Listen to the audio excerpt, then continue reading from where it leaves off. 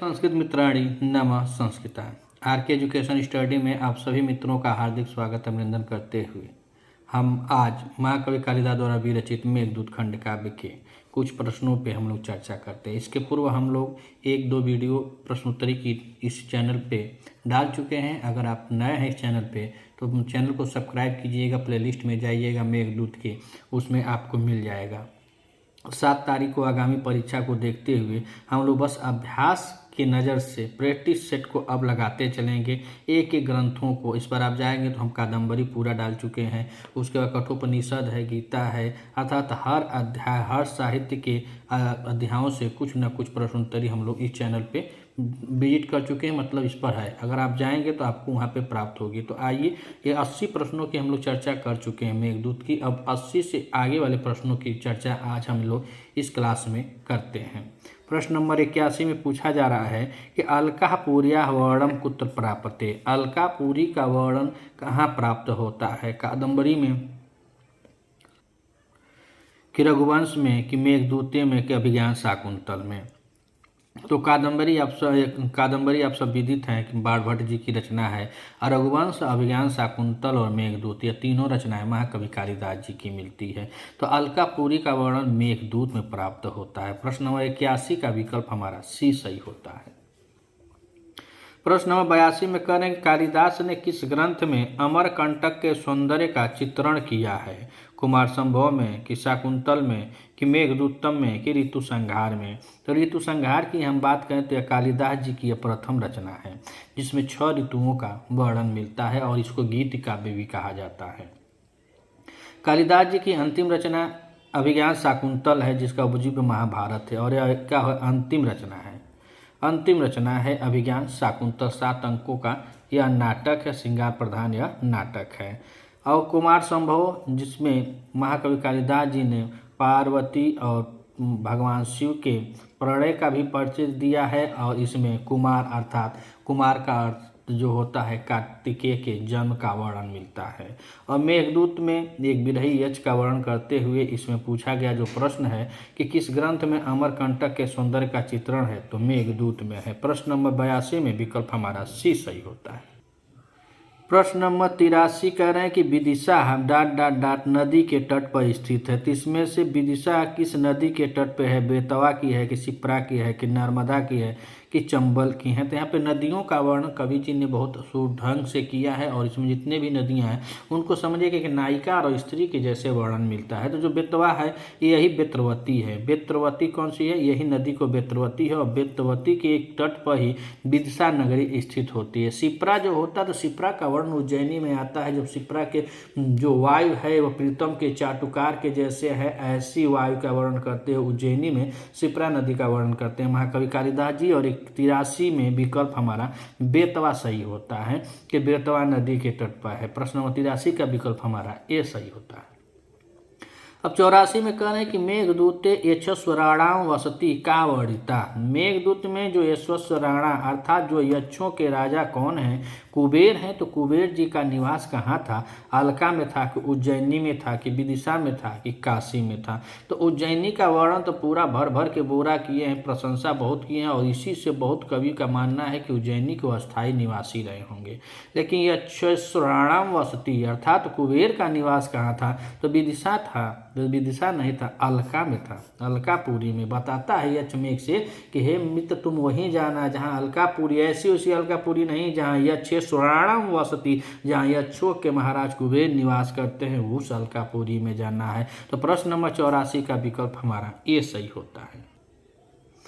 प्रश्न नंबर 85 में कह रहे हैं कि अलकापुरी के शाम वसति। अलकापुरी में कौन निवास करते हैं? नाराणाम करते हैं, कि राक्षसा नाम करते हैं, कि नागा नाम करते हैं, कि यक्षस्वराम करते हैं? तो अलकापुरी में जो वसते हैं, जो निवास करते हैं, तो नाराणाम नहीं होगा, राक्षसा नाम नहीं, यक्षस्वराम होगा। प्रश्न नंबर 85 में विकल्प हमारा डी सही होता है। प्रश्न नंबर 86 में कह रहे हैं कि मेघदूते जनक तनया स्नान पुण्योदकेषु इतुल्लेखितः परिचितो भवति, यानी किसका परिचय दे रहे हैं, जनक तनया स्नान पुण्योदकेषु। तो आप मेघदूत के प्रथम श्लोक जो मंगलाचरण है, और इसका मंगलाचरण वस्तु निर्देशात्मक मंगलाचरण है और मांदाक्रांता छंद में निबद्ध है। पूरे मेघदूत में मांदाक्रांता छंद लगी हुई है और उसी में जनक मने राजा जनक के तनया मने पुत्री के स्नान करने से उदक मने जल कैसा हो रहा है, पूर्ण उदित हो उठा है या कहाँ है, तो रामगिरी आश्रम में है। रामगिरी आश्रम का परिचय देते हैं, सिंह छाया तरुष वसति रामगिरी आश्रमेषु। तो प्रश्न नंबर 86 में विकल्प हमारा डी सही होता है। प्रश्न नंबर 87 में कह रहे हैं वक्रः पंथा यद्यपि इति संकेतेन कहा नगरी ज्ञाता भवति। इस संकेत से किस नगरी का पहचान मिलता है, वक्र पंथा यद्यपि, तो मेघ को यक्ष बताता है कि हे मित्र तुम वहाँ जा करके थोड़ा सा, जबकि यद्यपि मैंने थोड़ा सा, जबकि तुम्हारा थोड़ा सा मार्ग तिरछा होगा, टेढ़ा होगा, लेकिन तुम इस नगरी से होते जाना। तो किस नगरी से, तो अलकापुरी से, उज्जैनी से, कि विदिशा से, अयोध्या तो कहीं उनका नाम ही नहीं, अयोध्या का नाम ही नहीं है, अलकापुरी, विदिशा और उज्जैनी। तो वह उज्जैनी के लिए कहता है कि उज्जैनी से तुम होकर जाना। 87 का विकल्प हमारा बी सही होता है। प्रश्न नंबर 88 में कह रहे हैं मेघदूते इयम नगरी नास्ति वर्णिता। मेघदूत में यह नगरी नहीं है, तो उज्जैनी है, विदिशा है, अलका है, वाराणसी नहीं है, वाराणसी नहीं है। प्रश्न नंबर 88 में विकल्प हमारा बी सही होता है। अब 89 में कह रहे हैं कवि समयानुसारेण वर्षा काले के मानसम यान्ति। कवि समयानुसारेण वर्षा काल में मानस यान्ति, मानस सरोवर तक कौन जाएंगे, तो काका जाएंगे कि हंसा जाएंगे कि मयूरा जाएंगे कि चकोरा जाएंगे। प्रश्न नंबर 89 और प्रश्न नंबर 89 में कौन जाता है मानसरोवर तक, इसका सहाय होता है, तो हंस होते हैं। हंस को कहता है कि यह तुम्हारे मानसरोवर तक जाएंगे। क्या है कि वर्षा काल में यह पृथ्वी पर नहीं रहते हैं, यह चले जाएंगे तो मानसरोवर जाएंगे। 89 का विकल्प हमारा बी सही होता है। यांचा मोघा वरमधिगुणे नाद में लब्ध कामा मंदाक्रांता जलधि सड़ गई। तो यह मंदाक्रांता छंद है और यांचा मोघा वरम अधिगुणे नाद में लब्ध कामा। यह कह रहे हैं कि अगर कोई श्रेष्ठ वरम, मोघा यांचा माने कुछ मांगा जाए, वरम लोगों से, अच्छे लोगों से अगर कुछ मांगा जाए, अगर वह न लब्ध है, अगर न भी प्राप्त होता है, तो क्या होता है, वरम होता है, श्रेष्ठ होता है। अगर जो सही नहीं होते हैं, न अधम, जो अधम लोग होते हैं, अगर उनसे कुछ प्राप्त भी हो जाए तो वह क्या होता है, न बरम, वह बरम नहीं होता। यह कालिदास जी की कहावत है। कालिदास जी कहे हैं, कहाँ कहे हैं, तो मेघदूत में कहे हैं। प्रश्न 90 का विकल्प हमारा ए सही होता है। 91 में कह रहे हैं मेघदूत में दिंगनाग कौन है, मीमांसक है कि न्यायिक है कि बौद्ध है कि वेदांती है। जो दिंगनाग है वह कौन है, प्रश्न नंबर 91 में वह बौद्ध है। दिंगनाग जो है वह बौद्ध है। प्रश्न नंबर 91 का विकल्प हमारा सी सही हो। प्रश्न नंबर 92 कर रहे हैं प्रसिद्ध टीकाकार मल्लिनाथ के अनुसार मेघदूतम में कितने पद हैं, 115 हैं, 120 हैं, 121 हैं या 125 हैं। तो 125 नहीं है। अब सीधे सीधे देखा जाए तो मेघदूत में कुल 115 पद हैं, लेकिन अब पूछा कि मल्लिनाथ जो प्रसिद्ध टीकाकार हैं और उन्होंने मेघदूत पर टीका लिखी है, संजीवनी टीका, तो उसी को कह रहे हैं कि मेघदूत में कितने पद हैं। तो मल्लिनाथ के अनुसार 121 पद माने जाते हैं, यानी कि 121 श्लोक हैं। वैसे तो कुल हैं 115, लेकिन इनके अनुसार 121 माने जाते हैं। 92 का विकल्प हमारा सी सही होता है। अब देखा जाए प्रश्न नंबर 93, तो 93 में कह रहे हैं कि मेघदूत के प्रारंभ में निम्न में से किस प्रकार का मंगलाचरण किया गया है। तो मंगलाचरण देखिए 3 प्रकार का होता है, आशीर्वादात्मक होता है, नमस्कारात्मक होता है और वस्तु निर्देशात्मक होता है। तो जो काव्य चाहे जो ग्रंथ आशीर्वाद प्राप्ति की कामना से करके शुरू किया जाता है उसको कहा जाता है आशीर्वादात्मक, और जिसको नमस्कार करके शुरू किया जाता है उसमें नमस्कारात्मक होता है, और जो वस्तु निर्देशात्मक होता है तो शुरू से ही कहानी शुरू हो जाती है। मंगलाचरण किसी को नमस्कार आशीर्वाद की कामना न करते हुए वह कहानी का जो वेश होता है वही कहानी शुरू हो जाती है। मंगलाचरण मेघदूत में करते हैं। मंगलाचरण में इसमें भगवान राम का भी नाम लिए हैं, सीता माता का भी नाम लिए हैं और भी परमाताओं का स्मरण, लेकिन कहानी शुरू में ही स्टार्ट कर दिए हैं। तो इसीलिए यहाँ पे कौन सा हो जाता है, वस्तु निर्देशात्मक मंगलाचरण हो जाता है। प्रश्न 93 का विकल्प हमारा सी सही होता है। प्रश्न नंबर 94 कर रहे हैं, कलकापुरी में यक्ष का घर कुबेर के महल से किस दिशा में मेघदूत में बताया गया है? पूर्व दिशा में कि उत्तर दिशा में कि पश्चिम दिशा में कि दक्षिण दिशा में? प्रश्न नंबर 94, अलकापुरी में जो यक्ष है वह बताता है कि जब तुम जहाँ जाओगे वहाँ से यक्षस्वराणा अर्थात यक्षसों की जो महाराज हैं कुबेर हैं उनके महल से ठीक उत्तर दिशा में मेरा घर है। प्रश्न नंबर 94 में विकल्प हमारा बी सही होता है। प्रश्न 95 में कह रहे हैं कि मेघदूतम में मेघ के मार्ग में निम्नलिखित में से क्या नहीं है? उसके मार्ग में क्या नहीं है? तो नर्मदा नदी है, विदिशा है, उज्जैनी है, अयोध्या नहीं है। प्रश्न नंबर 95 विकल्प हमारा डी सही होता है। प्रश्न नंबर 96 कह रहे हैं, मेघदूतम अस्मिन गीति काव्य का जानु कन्या नर्मदा, निर्विंध्या, रेवा या गंगा? तो रेवा और नर्मदा और निर्विंध्या गंगा। तो इसमें जहनु कन्या किसके लिए किया गया है? अस्मिन गीत काव्य, इस गीत काव्य में जहनु कन्या किसके बारे में कहा गया है? तो गंगा जी के बारे में कहा गया है। प्रश्न नंबर 96 का विकल्प हमारा डी सही होता है। प्रश्न 97 में कह रहे हैं कि न क्षुद्रो अपि प्रथम सुकृतेपेक्षया संसराय प्राप्ते मित्रे भवती विमुख किम पुनर्युक्त चे? उपयुक्त में कौन सा बताओ? इससे दिए हैं जैसे लग रहा है यहाँ पे मांदा क्रांता छंद है, इसमें 17 वर्ण होते हैं, 4 और 6 और 7 पर यत होती है। और कह रहे हैं कि न शूद्रो अपि प्रथम सुकृतापेक्षा संसराय प्राप्ते मित्रे भवती विमुखो किम पुनर्योत्थ्य पंदा क्रांता छंद में विकल्प हमारा डी सही होता है। प्रश्न नंबर 98 करें, कांता विरह गुरुड़ा इत्यत्र कति पदानि सन्ति? इसमें कितने पद हैं? त्रीणी हैं, द्वय हैं, एकम है कि चत्वारी है? कांता है, विरह है, गुरुड़ा है। तो 98 में कितने पद हो गए? तो पूछ रहे हैं कि एक पद हो गए। 3 को कहाँ से? 2 सब जुड़ा हुआ। तो कांता विरह गुरुड़ा तो कति पदानि सन्ति? तो एकम। प्रश्न नंबर 98 में विकल्प हमारा सी सही होता है। प्रश्न 99 में कहते हैं कि कामार्ता ही प्रकृत कृपणा चेतना चेतनेषु। यह पंक्ति किस ग्रंथ से है? तो मेघदूत से है। नीति शतकम भर्तृहरि जी की रचना है। श्रृंगार शतकम भर्तृहरि जी की रचना है। रघुवंश कालिदास जी की रचना है। तो 99 में विकल्प हमारा सी होता है, मेघदूतम।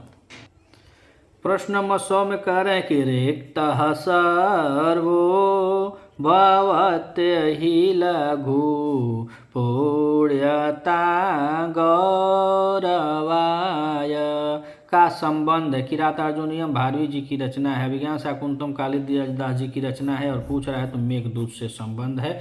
जो रिक्त होते हैं वह लघु होते हैं, जो भरे होते हैं वह गौरवाय होते हैं। प्रश्न नंबर 100 का विकल्प हमारा सी सही होता है। 101 नंबर प्रश्न में कह रहे हैं, निम्नांकित में कौन सी सूक्ति मेघदूत से संबंध नहीं रखती है? तो यहाँ पे देखा जाए कौन सी सूक्ति मेघदूत से संबंध आई, बहुत बार प्रश्न आया हुआ है। कह रहे हैं कामार्ता ही प्रकृत कृपणा चेतना चेतनेषु अकृतार्थे अपि मनसि जे रतिमुभय प्रार्थना कुरु। इत कुरुते यही गलत हो गया, बैठ नहीं रहे मंदा क्रांता में। फिर हम नीचे देखें, यांचा मोघा वरमधिगुणे नाद में लब्ध कामा। और डी कर रहे हैं कि स्त्रीणाम आदम प्रणयवचनम बेभ्रमो ही प्रियेषु। ईमानदा क्रांता छंद में है, मेघदूत के तीनों है या नहीं है? यह रघुवंश की पंक्ति है। प्रश्न नंबर 101 में विकल्प हमारा बी सही होता है। एक प्रश्न नंबर 102 यांचा मोघा वरमधिगुणे नाद में लब्ध कामा। यह पंक्ति कहाँ से उद्धृत है?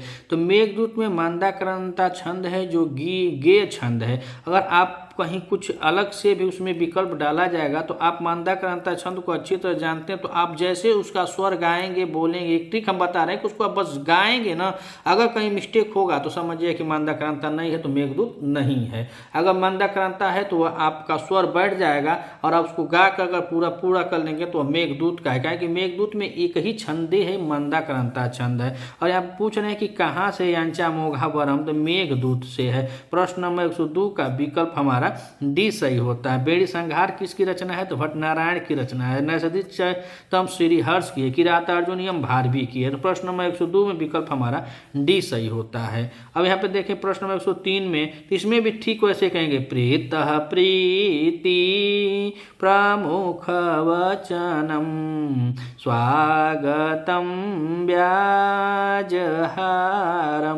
कुत्रेव मुक्ति। तो बस इतना ही जानिए कि यह दिया है प्रीतः प्रीति मंदाक्रांता छंद है, मंदाक्रांता तो मेघदूत में है। वह मेघ कह रहा है, यक्ष कह रहा है मेघ से कि बड़े प्रीति के साथ कवि जी बता रहे हैं कि बहुत प्रीतः प्रीति प्रमुख वचनम, बता सोच समझ करके जब आषाढ़ के महीने में देखा तो सर्वप्रथम बेचारा वह कुटच के पुष्पों को लेकर के उसको स्वागत बोलता है। वही कहें स्वागतम व्याजहारम, स्वागत भरी हुई वाणी को बोला मेघदूत। प्रश्न नंबर 103 में विकल्प हमारा ये सही होता है। प्रश्न नंबर 104 मेघदूतम खंड काव्य खड़ी बोली में अनुवाद किया है सदल मिश्र ने, हरिचंद भारतीय हरिचंद ने, लल्लू यादव ने या राजा लक्ष्मण सिंह ने। सदल मिश्र या हिंदी के सब कवि नासिकेत उपाध्याय की कहानी है, लल्लू लाल की प्रेम सागर की कहानी है, ऐसे ये लोग लिखे हुए हैं। लेकिन यहाँ पे पूछ रहे हैं कि मेघदूत काव्य का खड़ी बोली में अनुवाद तो राजा लक्ष्मण सिंह ने किया है, राजा लक्ष्मण सिंह ने। प्रश्न 104 में विकल्प हमारा डी सही होता है। प्रश्न नंबर 105 में कह रहे हैं कि स्त्रीणाम आद्यम प्रणय वचरम विभ्रमो ही प्रियसु, ये किस नदी के लिए कहा जा रहा है? तो आप नदी के बारे में बता रहे हैं कि स्त्रियों का जो प्रथम जो प्रेम युक्त जो वचन होता है वो उनके हाव भाव से ही पता चलता है। वो एक ऐसे नहीं कहें कि बाबू सोना आओ लव यू नहीं बोलती, पहले वो अपना हाव भाव दिखाती हैं। और ये हाव भाव किस नदी के बारे में बतलाया गया, अगर आप जानते हो तो कमेंट करके बता सकते हैं कि किस नदी पर कहा गया। क्योंकि जितने भी यहाँ पे नदियों का वर्णन किए हैं कालिदास जी ने, सब नदियों को एक नायिका के जैसे पेश किया है। तो स्त्रीणाम आद्यम प्रणय वचनम विभ्रमो ही प्रियसु, स्त्रियों का जो पहला प्रियत्य प्रेम के प्रति या प्रेम के प्रति जो वचन होता है वो हाव भाव से युक्त होता है, मेघदूत में कहा गया है। प्रश्न नंबर 105 में विकल्प हमारा डी सही होता है। प्रश्न नंबर 106 न शूद्रो अपि प्रथम सुकृत अपेक्षया संसराय प्राप्त मित्रे भवते विमुख किमुच्यते, उपयुक्त किस ग्रंथ से उद्धृति? लग रहा है प्रश्न को दोहरा दी है मेघदूत से। प्रश्न नंबर 106 विकल्प हमारा ए सही है। अब प्रश्न नंबर 107 में देखें तो कहें केवा न स्यु परिभवम पद निष्फलारंभ यत्ना, यह सूक्ति इस रचना से उद्धृत है। किरातार्जुनीयम, नीति शतकम, मेघदूतम या विज्ञान शाकुंतल। तो मेघदूत होगा ना, केवा न स्यु परिभवम निष्फलारंभ। प्रश्न 107 का विकल्प हमारा सी सही होता है। प्रश्न नंबर 108 कह रहे कि जातम वंशे भुवन विदिते पुष्करावर्त का नाम। तो अब यक्ष मेघ से कहता है कि हे मित्र मैं तुमको जानता हूँ और तुम्हारे जात और वंश को भी जानता हूँ, तुम किसमें पैदा हो? पुष्कर और आवर्तक जो प्रसिद्ध वंश है उसमें तुम पैदा हो, यह मैं जानता हूँ। जातम वंश से मैं तुमको जानता हूँ। किसमें कह रहे हैं? नैषधे में है, रघुवंशम में है कि मेघदूतों में, कुमार संभव में है? तो यह मेघदूत में। प्रश्न नंबर 108 का विकल्प हमारा सी सही होता है। प्रश्न नंबर 109 बेड़ी भूत प्रतनु सलीला तामतीतस्य सिंधु। यम पक्ति अस्ति, यह पक्ति है यानी बेड़ी के समान प्रतनु हो गई है, सलिलम माने जिसका जल ऐसी वह सिंधु नदी है जो पूरा सीता सावित्री है तुम्हारे प्रेम के लिए, अन्यथा किसी से वह जल नहीं लेगी। यह कह रहे हैं कालिदास जी और यश बता रहा है मेघ को कि हे मेघ तुम सिंधु नदी के पास जाना जो तुम्हारे प्यार में इतनी कृष इतनी पतनी हो गई है कि वह एक चोटी के समान हो गई है, मेघदूत में कहा गया। प्रश्न नंबर 9 में विकल्प हमारा सी सही है।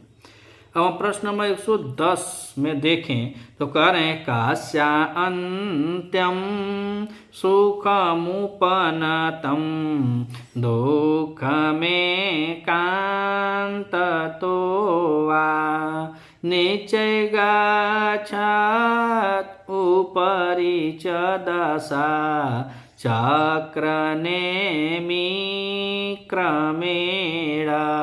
इस श्लोक का संदेश है, बहुत मस्त श्लोक है और इस श्लोक में यह बताया गया है कि दुख या सुख दोनों की स्थिति समान नहीं होती है। मनुष्य के ऊपर जो समय का चक्र होता है वह समय का चक्र कभी दुख रूपी वह तिल्लियाँ जो कह चक्र में जो या तिल्लियाँ होती हैं जो साइकिल के में वह दुख रूपी कभी तिल्लियाँ नीचे होती हैं कभी ऊपर होती हैं, कभी सुख रूपी तिल्लियाँ नीचे होती हैं कभी ऊपर होती हैं।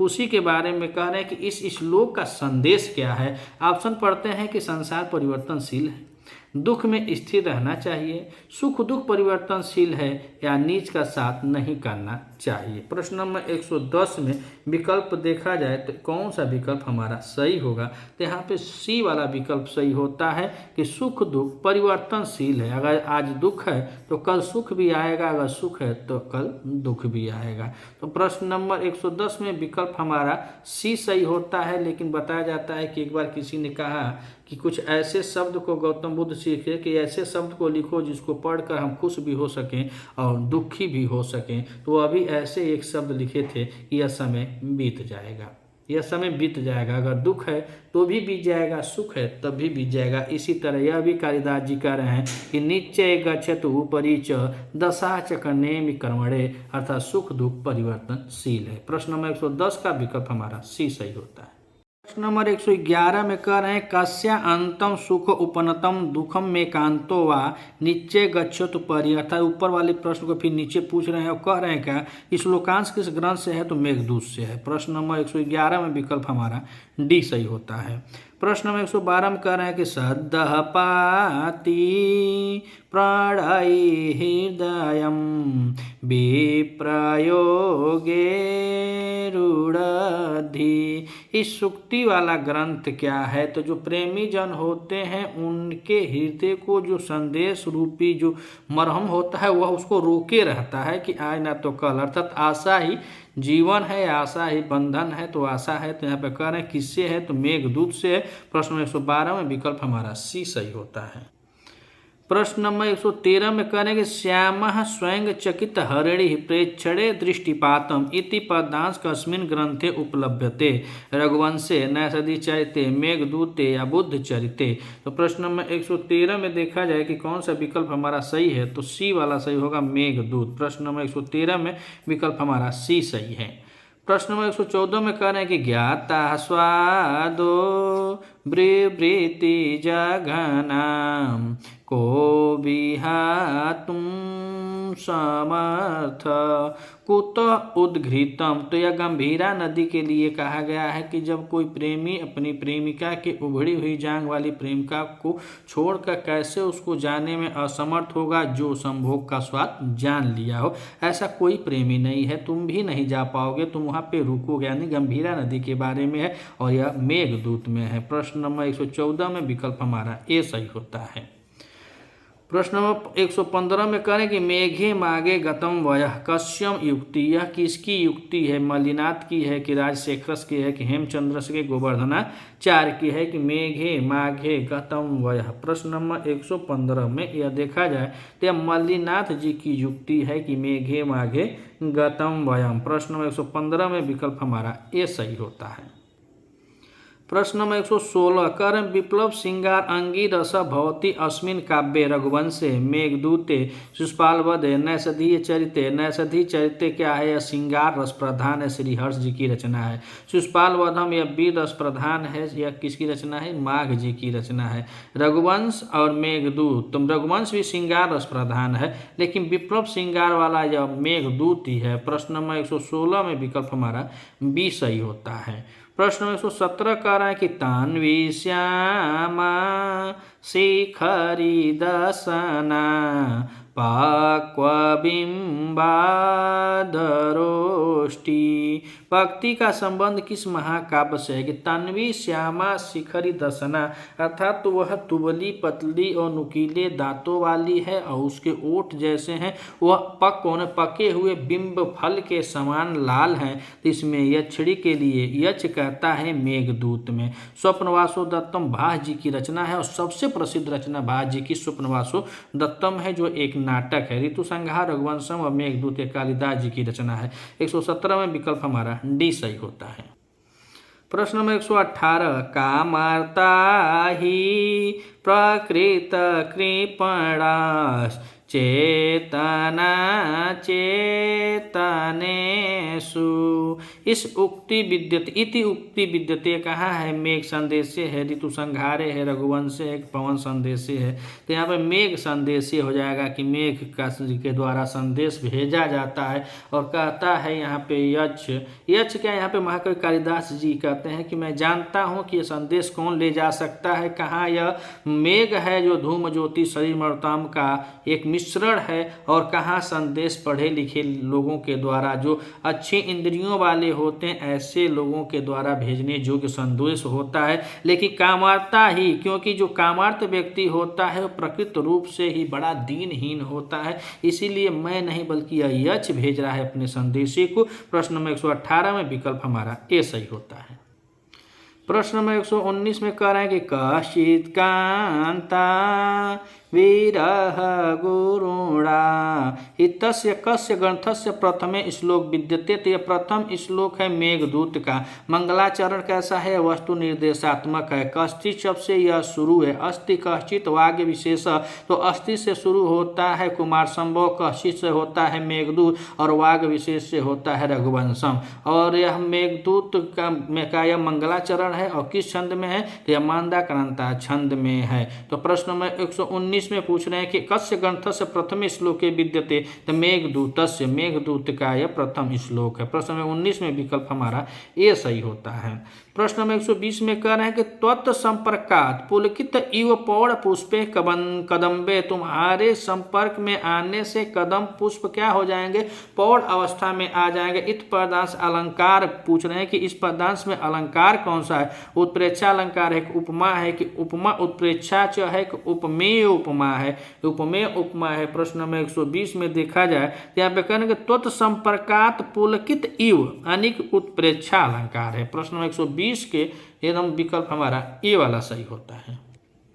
प्रश्न नंबर 121 करें यावह काले वहति सलील उद्गार उच्चै विमाना मुक्ता जाल ग्रथि अलकम कामिनी भ्राम वृंदम इतस्य कह शब्द श्लेष युक्त अस्ति। उच्चै विमाना, मुक्ता जाल ग्रथितम, अलकम या अभृंदम। इसमें करें कि श्लेष युक्त पद कौन सा है? याव काले वहति सलील उद्गार उच्चै विमाना में कौन सा है? तो प्रश्न नंबर 121 में श्लेष अलंकार किसमें है? तो उच्चै विमाना में है। श्लेष युक्त अस्ति उच्चै विमाना। प्रश्न नंबर 121 में विकल्प हमारा ए सही है। प्रश्न नंबर 122 में मेघ की पत्नी है, अभिसारिका है, विशालाक्षी है, विद्युत है, उज्जैनी नगरी है। तो उज्जैनी नगरी है, विद्युत तो मेघ की पत्नी है। अभिसारिका जो हो वो कोयल जो होती है, उसके घर में जो अभिसारिका पक्षी होती है जिससे वह बात करती है, और विशालाक्षी या मेघ की पत्नी पूछ रहा है, ध्यान दीजिएगा, मेघ की पत्नी है, यक्ष की पत्नी नहीं है। विशालाक्षी है तो किसकी है? विशालाक्षी तो यक्ष की पत्नी है। मेघ की पत्नी जो है वह विद्युत है। प्रश्न नंबर 122 में विकल्प हमारा सी सही होता है। प्रश्न 123 ऐश्वर्य यदि वांछसी प्रिय सखे शाकुंतलम सेव्यताम, यह किसके कथन का अनुवाद है? मैक्स मूलर के, एक क्षेमेंद्र के, एक गेटे के, एक डॉक्टर कीथ के। ऐश्वर्यम यदि वांछसी प्रिय सखे शाकुंतलम सेव्यताम, यह किसके कथन का है? प्रश्न नंबर 123। और 123 में देखा जाए तो यह गेटे के कथन का है। प्रश्न नंबर 23 में विकल्प हमारा सी सही होता है, गेटे का कथन है। प्रश्न 124 में कह रहे हैं कि कालिदास ने मंदाक्रांता छंद की प्रशंसा की है। तो यहाँ पे आप सब जानते ही हैं कि 124 में विकल्प हमारा डी सही हो जाएगा। क्षेमेंद्र ने किया है प्रशंसा कालिदास के मंदाक्रांता छंद की। प्रश्न नंबर 124 में विकल्प हमारा डी सही है। प्रश्न नंबर 125 करें भासो हास कवि कुल गुरु कालिदासो विलास इति कथन कस्य अस्ति, यह किसका कथन है? जयदेव का है, वाणस्य का है, कि राजशेखरस का है, कि मल्लिनाथस का है? कि मल्लिनाथ कौन कह रहे हैं कि भासो हास कवि कुल गुरु कालिदासो विलास, यह जयदेव का कथन है। तो प्रश्न नंबर 125 में पूछ रहे किसका कथन है, तो 125 में विकल्प हमारा ये सही होता है कि जयदेव का कथन है। सुमेलित करें, एक तरफ कथन है एक तरफ वक्ता है, किसका वक्ता कौन है? पूरा कवि नाम गणना प्रसंगे कनिष्ठाधिष्ट कालिदास, निर्गता तासु न वाकस्य कालिदासस्य सुक्तिषु, सिंगारे ललितोद्गारे कालिदासयत्रे किमु, उपमा कालिदासस्य भारवे अर्थ गौरवम। यहाँ पर कह रहे मल्लिनाथ का कथन है, उद्भट का है, बाण का है, कि राजशेखर का है? तो हम देखें तो इसमें कौन सा विकल्प हमारा सही होता है? तो यहाँ पे देखा जाए तो कवि पूरा कविनाम गणना प्रसंगे कनिष्ठाधिष्ठत कालिदास। प्रश्न नंबर 126 और हमको मिलाना है तो 126 में मिलाएं तो यह किसका कथन है? तो ये कथन तो होता है मल्लिनाथ जी का। उसके बाद कह रहे हैं कि निर्गतासु न वाकस्य कालिदास सूक्ति, किसने कहा है? तो यह कथन है बाण भट्ट का। सिंगारे ललितोद्गारे कालिदास त्रय किमु, और यह कथन किसका है? तो यह कथन है राजशेखर का। और कह रहे उपमा कालिदासस्य अर्थ गौरे भारवे अर्थ गौरव, तो यह कथन है किसका? उद्भट का। तब हम देखें इसमें कौन सा विकल्प सही होता है। तो इसमें हम लोगों ने देखा पूरा कवि नाम गणना प्रसंगे, मतलब यहाँ पे पहला में क सही होना चाहिए। तो पहला का क, पहला क, पहला क, पहला में घ थी, बी वाला ऑप्शन कट जाएगा, यानी कि इससे अभी नहीं पता होगा। निर्गतासु न वाकस्य कालिदासो सूक्ति किसकी? ये बाण की। दूसरा का ग, तो अब यहाँ पे कट जाएगा। अब ग ग दोनों में है, तो 2 ऑप्शन बचा है। तीसरा का हमको देखना है घ, तो तीसरा में घ कहाँ है? यहाँ है और यहाँ ना, यहाँ है, यानी कि सी वाला ऑप्शन हमारा सही होता है। प्रश्न नंबर 126 में विकल्प हमारा सी सही है। प्रश्न नंबर 127 में किस नदी समूह का वर्णन मेघदूत में नहीं मिलता है? अब देखिए नहीं मिलता है। बेत्रवती, क्षिप्रा, गंभीरा ही हवे, रेवा, निर्विंध्या, गंधवती ये भी है, गंगा, जमुना, सरस्वती ये भी है, और नाक में पूछ रहा है तो चमरवती, कावेरी और ब्रह्मपुत्र नहीं है, ब्रह्मपुत्र इसमें नहीं है। प्रश्न 127 में विकल्प हमारा डी सही है। प्रश्न नंबर 128 कह रहे हैं कि पूर्व मेघ में कालिदास किस नगरी का सर्वोत्कृष्ट वर्णन करते हैं? अलका का, उज्जैनी का, दसपुर का, विदिशा का? तो उज्जैनी का वर्णन किए हैं। 128 में विकल्प हमारा बी सही होता है। प्रश्न 129 में कह रहे हैं किस पर्वत समूह का वर्णन कालिदास ने अपने मेघदूत में नहीं किया है? नहीं किया है, देखिए तो कह रहे हैं कि अमरकूट और कैलाश, देवगिरी और रामगिरी, हिमालय और विंध्य, नीचेगिरी और उच्चेगिरी। किसका वर्णन नहीं है? तो 129 में यह नीच नामक पर्वत का वर्णन किए हैं, तो उच्चे नामक पर्वत, नीचेगिरी उच्चेगिरी का वर्णन नहीं है। नीचेगिरी नहीं, उच्चेगिरी नहीं है। हिमालय का वर्णन है, ये विंध्य का भी है, देवगिरी और रामगिरी का है, अमरकूट और कैलाश का है, उच्चेगिरी का है। प्रश्न 129 में विकल्प हमारा डी सही होता है। प्रश्न नंबर 130 कह रहे हैं सुमेलित करें कथनम वक्ता, कथन और वक्ता सुमेलित करना है। प्रश्न 130 में देखा जाए तो कथन है कालिदास गिराम सारम कालिदास सरस्वती, यह किसका कथन है? तो यह कथन है मल्लिनाथ का, यानी कि ग ग क क, तो ई सी और डी कट जा रहे हैं पहले ही विकल्प से। दूसरा कह रहे हैं कालिदासः कविता नवम वयम, यह किसका कथन है? तो यह कथन है उद्भट का। जब उद्भट का कथन है तो ये दो पहले कट गए हैं, तो उद्भट यानी कि घ होना चाहिए, क, तो यह भी कट गया, अब ज़्यादा काम ही नहीं। जब तीनों कट गए तो विकल्प हमारा ई वाला सही हो जाता है। प्रश्न 130 में विकल्प हमारा ये सही होता है। आइए देखते हैं प्रश्न नंबर 131 में, कह रहे हैं कि स्त्रीणाम मध्यम प्रणय वचनम विभ्रमो ही प्रियेषु, यह सूक्ति है, पूर्व मेघ की है कि उत्तर मेघ की है कि अभिज्ञान शाकुंतल में है कि श्रृंगार शतकम में है? तो यह पूर्व मेघ में है। प्रश्न नंबर 131 में विकल्प हमारा ए सही होता है। 132 में पूछ रहे हैं कि यांचा मोघा वरम अधिगुणे नाधमे लब्ध कामा, यह कथन है पूर्व मेघ के 5वें श्लोक में, पूर्व मेघ के 6वें श्लोक में, पूर्व मेघ के 7वें श्लोक में, पूर्व मेघ के 4th श्लोक में। तो यांचा मोघा वरम अधिगुणे नाधमे लब्ध कामा, यह पूर्व मेघ के 5वें श्लोक में ऐसा कहा गया है। प्रश्न नंबर 132 में विकल्प हमारा ए सही होता है। प्रश्न नंबर 133 में कह रहे हैं कि नीचे गच्छत ऊपरी च दशा चक्र नेमी कर्मेण, कालिदास ने इन सुंदर वचनों को कहा है। पूर्व मेघ में कहा है, पूर्व मेघ के पूर्वार्ध में है कि उत्तर मेघ के उत्तरार्ध में है, कि उत्तर मेघ के पूर्वार्ध में है कि पूर्व मेघ के पूर्वार्ध में। तो पूर्वार्ध उत्तरार्ध डालकर यह फंसा रहा है। अब हमको यह जानना चाहिए कि यह कहाँ पर है, कौन सा भाग में है। तो पूर्व मेघ है तो पूर्व मेघ है तो एक पहला भाग है, उत्तर मेघ है तो दूसरा भाग है। तो यह उत्तर मेघ के उत्तरार्ध भाग में कहा गया, जो वह बताता है अपने समय और दशा के बारे में। तो उत्तर मेघ के उत्तरार्ध भाग में कहा गया। प्रश्न नंबर 133 का विकल्प हमारा बी सही होता है। मेघदूत कह रहे हैं प्रश्न 134 में कि मेघदूतम में किस देव का वर्णन नहीं है? राम और सीता, ये तो शुरुए में कह दिए हैं कि जनक तनया रामगिरिया आश्रमेशु इत्यादि इनका वर्णन है। शिव पार्वती और कार्तिकेय तो ब्रह्म लगाए हैं, महाराज स्कंद का जन्म उन बताएं तो इसमें इनका भी वर्णन है। और विष्णु और बलराम की दशा भी बतलाए हैं कि तुम विष्णु के अवतार के जैसे, जैसे भगवान विष्णु बाली से मांगते हैं जमीन, उनका पैर जैसे पड़ता है वैसे ही तुम क्रोंच रंध्र से बाहर निकल जाना, जो भगवान परशुराम की कृति है। और बलराम को बताए हैं कि जैसे नीला पट लगाए हुए ऐसे तुम जाओगे तो स्वाभिमान होगे। लेकिन यहाँ पे ब्रह्मा, नारद और संतोषी माता के बारे में नहीं बताया है। तो विकल्प हमारा डी वाला सही होता है। 134 में विकल्प हमारा डी सही है। प्रश्न नंबर 135 में कह रहे हैं यक्ष मेघ का प्रथम दर्शन कहाँ करता है? तो हम लोग जब मेघदूत को पढ़ते हैं तो उसमें लिखा गया है कि आषाढ़स्य प्रथम दिवसे मेघमालिष्ट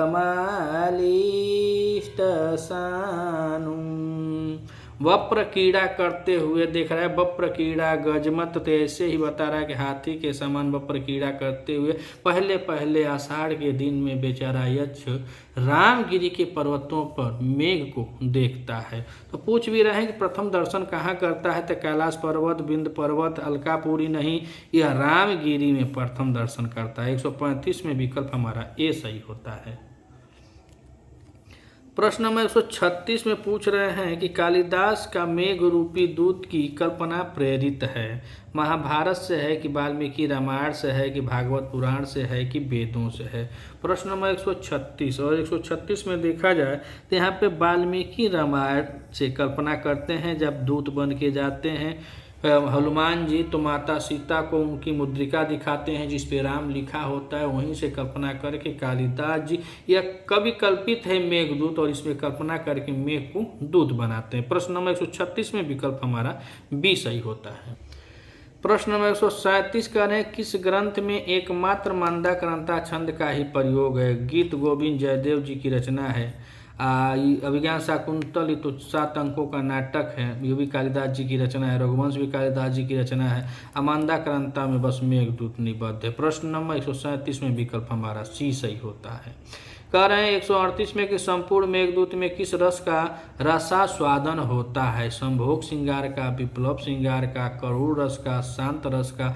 तो शांत रस बताया जाता है कि महाभारत में शांत रस है, और करुण रस प्रधान उत्तर रामचरितम है, और विप्लव श्रृंगार का यहाँ पे रसा का क्या विक्रम श्रृंगार का रसास्वादन किया गया। संभोग श्रृंगार ने बेचारा विरह का बेला है, विरही दोनों है पति पत्नी, तो बहुत ज़्यादा विरह में तो पति होता है, इसीलिए पुरुषों को हार्ट अटैक होता है। जो दिल की बात होती है पुरुषों के पास होती है।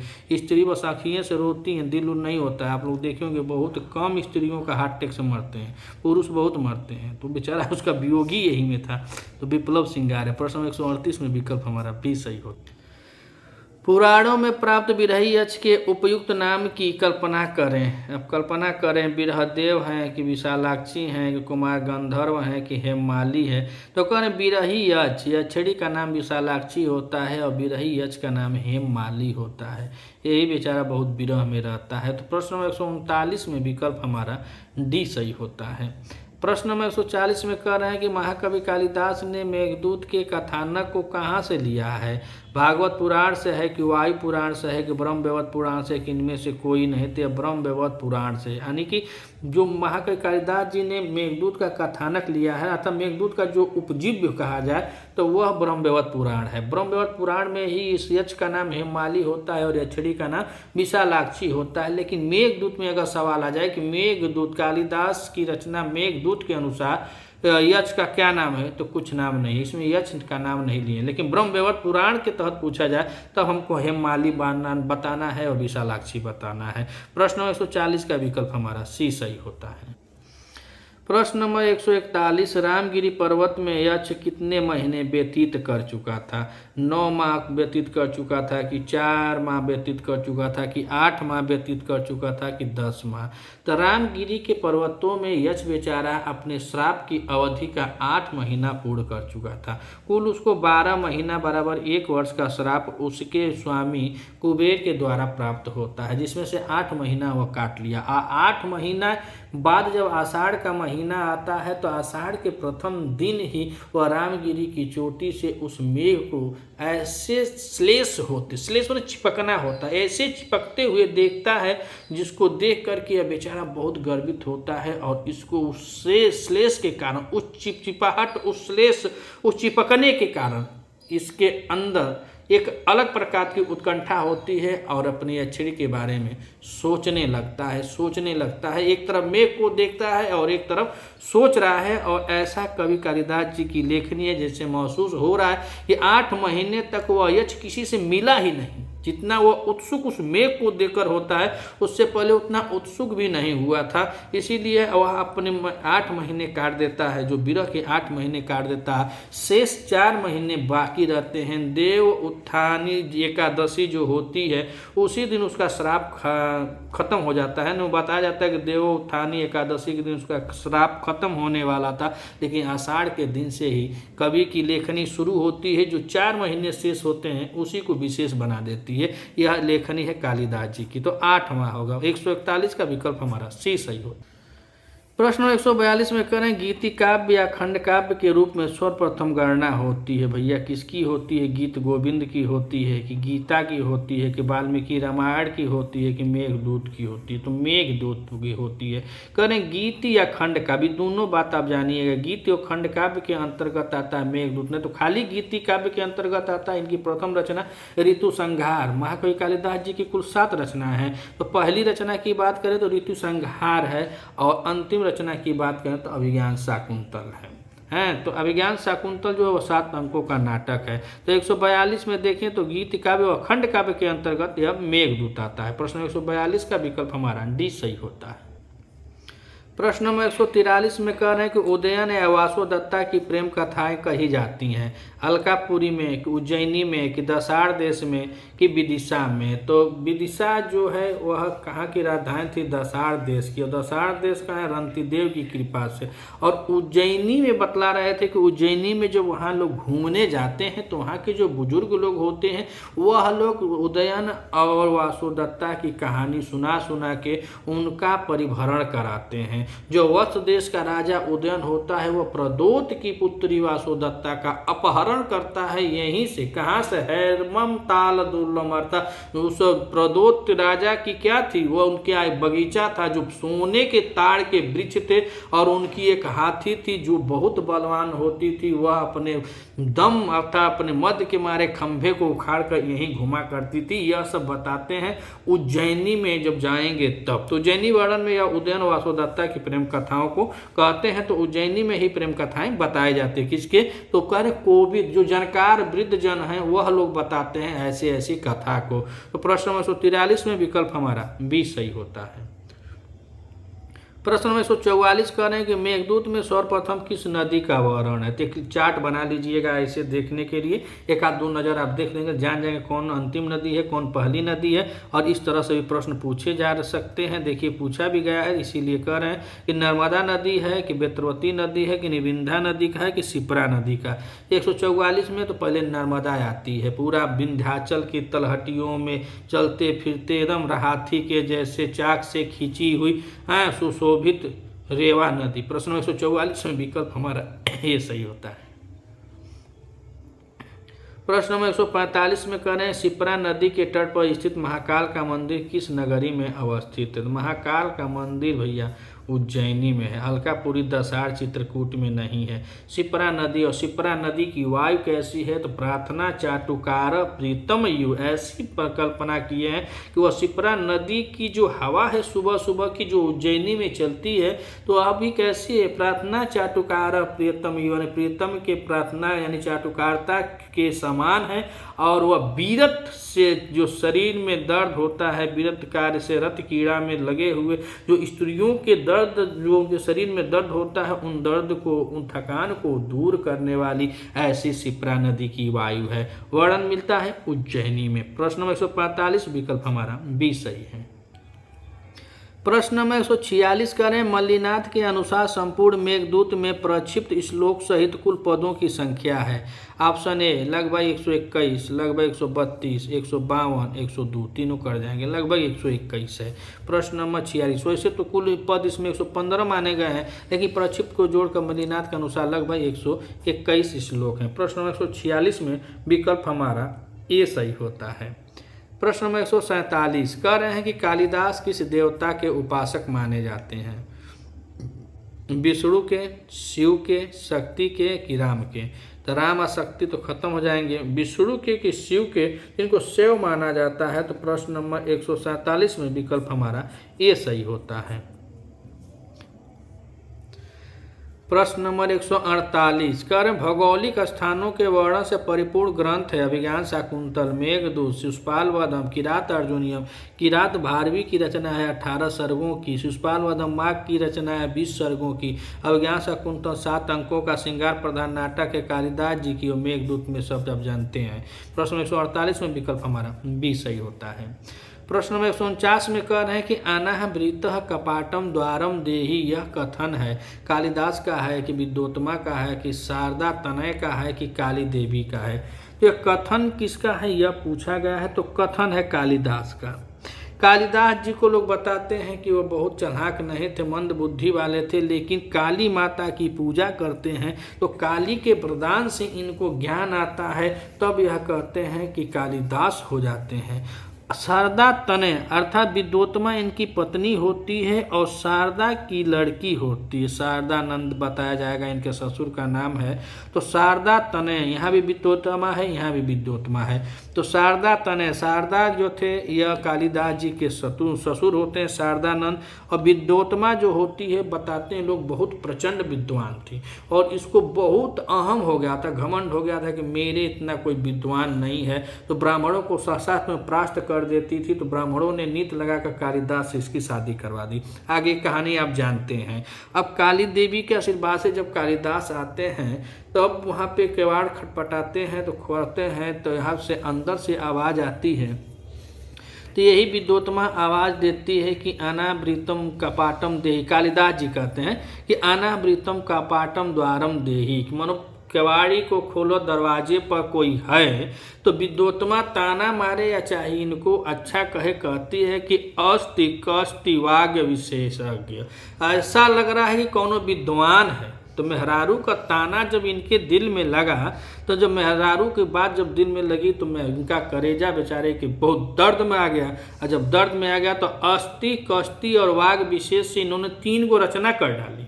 ये जरूरी नहीं है कि दशरथ माझी हो तो उनके दशरथ माझी जो पहाड़ तोड़ दिए तो इनको भी मेहरारू की बात लगे, तो ये अभी जाकर 3 रचना किए। अस्ति से लिखे कुमार संभव, कस्ति से लिख दिए मेघदूत और वाग विशेष से लिख दिए रघुवंशम। तो यही बात है। तो कह रहे हैं कि अनावृतम का पाटम देहि कालिदास जी कहते हैं। 149 में विकल्प हमारा ये सही है। 150 में कह रहे हैं कि महाकवि कालिदास के ससुर माने जाते हैं शारदानंद। अब का बताइए, पहले ही बात हो गई, शारदानंद थे। प्रश्न नंबर 151, देखिए इसमें वही बात आ गई। अस्ति कश्चित वाग विशेष। विद्योत्तमा का यह कथन किसके लिए कहा गया? अपने पिता के लिए ना, शास्त्र में आए हुए पंडितों के लिए ना, मूर्ख कालिदास के लिए ना। ये देखिए थोड़ा दिमाग लगाइएगा, मूर्ख कालिदास के लिए नहीं कहा गया था। कहें कि अब इनको ज्ञान हो गया था, अब यहाँ विकल्प यह होगा माँ काली की कृपा प्राप्त कर कालिदास के लिए, तब यह कहा गया अस्ति कश्चित वाग विशेष। ऐसा लग रहा है कि दरवाजे पर कोई विद्वान आया है जब कालिदास कहते हैं अनावृतम कपाटम द्वारम देहि, केवाड़ी के खोल के बहरे देख, तब यह देखती हैं। तो अस्ति माने क्या किसका किए हैं? तो कुमार संभव हो जाता है। कुमार संभव से अस्ति से शुरू है, कश्चित से मेघदूत शुरू है, मेघदूत शुरू है, वाग विशेष से रघुवंश शुरू है। रघुवंश जो एक महाकाव्य 19 सर्गों का, यह शुरू होता है। प्रश्न नंबर 51 में विकल्प हमारा डी सही होता है। प्रश्न नंबर 152 में करें माँ कौली नाद शीतनयने मय विश्वासनी भुवो। यहाँ कौलीनाथ पद का अर्थ है यह छड़ी ना, कुलीन वर्ग ना, कुल परंपरा ना, लोकापवाद अर्थ होता है। प्रश्न 152 का विकल्प हमारा सी सही है। प्रश्न 153 में कह रहे हैं कि अंगे नांग प्रतनु तनुना। यहाँ प्रतनु पद में विभक्ति एवं वचन है। प्रथमा एक वचन, द्वितीय एक वचन, मूल प्रतिपादिक है या अव्यय पद है। प्रश्न नंबर 153 में यह द्वितीय एक वचन है प्रतनु। प्रश्न नंबर 153 में विकल्प हमारा बी सही होता है। प्रश्न नंबर 154 में कह रहे हैं कि अम्बुवाहम पद का अर्थ है अम्बुवाहन, अभ्र, जलमुखः, बादल या उपयुक्त सभी। तो अम्बुवाहन का अर्थ होता है उपयुक्त सभी। प्रश्न 154 में विकल्प हमारा डी सही होता है। प्रश्न नंबर 155 में कह रहे हैं कि प्रक्रमेथा पद की व्याकरणात्मक टिप्पणी होगी। प्र उपसर्ग पूर्व क्रिम धातु में टिप है विधिलिंग में, प्र उपसर्ग कर्म धातु में सिप है विधिलिंग में, कि प्र उपसर्ग पूर्व क्री धातु लोट लकार में, कि प्र उपसर्ग पूर्व की धातु सिप में। यहाँ पे प्र उपसर्ग पूर्वक क्रम धातु में सिप प्रत्यय लगा हुआ विधिलिंग में बनता है प्रक्रमेथा। प्रश्न नंबर 55 में विकल्प हमारा बी सही होता है। प्रश्न नंबर 156 में कह रहे हैं सहस्व पद में प्रकृत प्रत्यय है। स के साथ सिप है विधिलिंग में, सह टिप लोट लकार में, सह सिप लोट लकार में, सह सिप लिट लकार में। प्रश्न 156 में देखा जाए कौन सा विकल्प सही है, तो सहस्व पद में प्रकृत प्रत्यय है तो सह सिप और लोट है। सह के साथ सिप धातु में लोट और लकार। प्रथम 156 में विकल्प हमारा सी सही होता है। प्रश्न नंबर 157 कह रहे हैं तत्सो संगे निहितम सकृद दुख दुखेन गात्रम। यहाँ अस्कृत पद का एक अर्थ है, अस्कृत पद का अर्थ है एक बार, बार बार, कभी कभी, संपूर्ण। प्रश्न नंबर 157 में अस्कृत पद का अर्थ है तो इसका अर्थ होता है बार बार, अस्कृत, अस्कृत, बार बार। प्रश्न 157 में विकल्प हमारा बी सही होता है। प्रश्न 158 में कह रहे हैं कि पेशलम पद का शब्दार्थ है सुंदर अथवा कोमल, आशु, नवीन, कठोर। तो पेशलम शब्द का अर्थ होता है सुंदर अथवा कठोर, कोमल, कठोर नहीं, माफ कीजिएगा, कठोर नहीं, कोमल, सुंदर अथवा कोमल। 158 में विकल्प हमारा ये वाला सही होता है। प्रश्न में 159 में कह रहे हैं विगलित सूचा में विभक्ति एवं वचन है। तृतीया एक वचन, द्वितीय एक वचन, प्रथमा एक वचन, प्रथमा बहुवचन। तो विगलित सूचा में विभक्ति एवं वचन है तृतीय एक वचन में। प्रश्न 159 में विकल्प हमारा ए सही होता है। प्रश्न नंबर 160, या शिखा दाम हित्वा, यहाँ दाम शब्द का अर्थ है माला है कि मूल्य है कि सर्प है कि वियोग है। या शिखा दाम हित्वा, यहाँ पे माला होता है, दाम का शब्द देखा जाए तो शब्दार्थ होता है माला। प्रश्न 160 का विकल्प हमारा ये सही है। प्रश्न नंबर 161 में कह रहे हैं कि गत्वा सद्यः कलभ तनुताम शीघ्र संपात हेतु, यहाँ कलभ शब्द का प्रयुक्त है सिंह के बच्चे के लिए, गीदड़ के बच्चे के लिए, हाथी के बच्चे के लिए, कमल के फूल के लिए। प्रश्न नंबर 161 में देखा जाए तो कलभ माने होता है हाथी का बच्चा। कहीं प्रयोग जैसे उत्तर रामचरित में कलभ कह रहे हैं, भगवान रामचंद्र जी देखते हैं तो उत्तर रामचरित में इस कलभ के बारे में है। यहीं पर फिर देखा जाए तो कलभ पूछ रहे हैं, कलभ शब्द का प्रयुक्त है तो हाथी के बच्चे के लिए। प्रश्न नंबर 161 में विकल्प हमारा सी सही होता है। प्रश्न नंबर 162 कह रहे हैं यक्ष के घर में है, वापी है, कीड़ा शैल है, मंदार वृक्ष है कि सभी है। 162 में अगर आप पढ़े होंगे उत्तर में तो अपने घर के बारे में बतलाता है और अपने घर के बारे में वापी भी बतलाता है, कीड़ा शैल भी है और मंदार वृक्ष भी है। विकल्प हमारा डी सही होता है। प्रश्न नंबर 63 में कह रहे हैं कि अलकापुरी में स्थित कुबेर के उद्यान का नाम है, नंदोद्यान है कि आनंदोद्यान है, कुमुदोद्यान है कि वैभ्राजोद्यान है। प्रश्न नंबर 163 में देखा जाए तो विकल्प हमारा डी सही होता है कि अलकापुरी में स्थित कुबेर के उद्यान का नाम होता है वैभ्राजोद्यान। प्रश्न नंबर 163 में विकल्प हमारा डी सही होता है। प्रश्न नंबर 164, हस्ते लीला कमल मल के बाल कुंदानुवृद्धम, इस पंक्ति में वर्णन है उज्जैनी की वनिताओं का, अलकापुरी की कामनियों का, विदिशा के सुंदरियों का कि दसाड़ की कन्याओं का। प्रश्न नंबर 164 में देखा जाए कौन सा विकल्प सही है तो यह अलकापुरी, अर्थात यह सब उत्तर मेघ में श्लोक हैं। हस्ते लीला कमल मल के उत्तर मेघ में है तो अलकापुरी की कामनियों का वर्णन है। 164 में विकल्प हमारा बी सही होता है।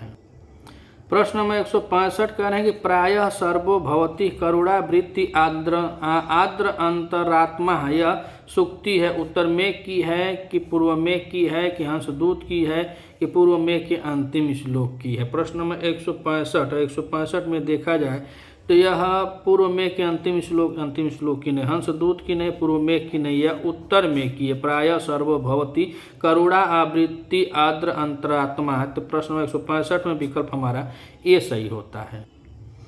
प्रश्न नंबर 166 कह रहे मेघदूतम की अंतिम पंक्ति है माँ भूदेयम क्षणमपि च ते विद्युतः विप्रयोगः इष्टान देशान जलद विचर प्रावृषा संभृत श्री निश्चय गच्छतु उपरि च दशा कर्मणे नेमि कर्मणे सूर्यापाय न खलु कमलम पुष्यति स्वामी विख्यामः। यह अंतिम पंक्ति मेघदूत की कौन सी? प्रश्न नंबर 166 में देखा जाए तो अंतिम पंक्ति यही है कि माँ भूदेयम क्षण अपि च ते विद्युतः विप्रयोग, कह रहे हैं कि तुम्हारी पत्नी से क्षण भर के लिए कभी वियोग न हो, ऐसा कहता है कौन? यक्ष कहता है। किससे कहता है? मेघ से कहता है। 166 में विकल्प हमारा ये सही होता है। प्रश्न नंबर 167 मेघदूतम की नायिका है यक्षिणी, तो सभी जानते हैं। प्रश्न नंबर 168 यक्ष साप की 1 वर्ष की अवधि कहाँ व्यतीत करता है? ये रामगिरी पर्वत पे करता है। ये तो सस्ता प्रश्न है, रामगिरी पर्वत पे। 169 में कह रहे मेघदूतम के अनुसार भगवान कार्तिकेय का निवास स्थान है रामगिरी पर्वत, कैलाश पर्वत, देवगिरी की विशाला माने उज्जैनी, तो उज्जैनी में नहीं रहते हैं कार्तिकेय महाराज, कैलाश पर्वत भी नहीं, यह देवगिरी में निवास स्थान इनका बतलाया जाता है। 169 में विकल्प हमारा सी सही होता है।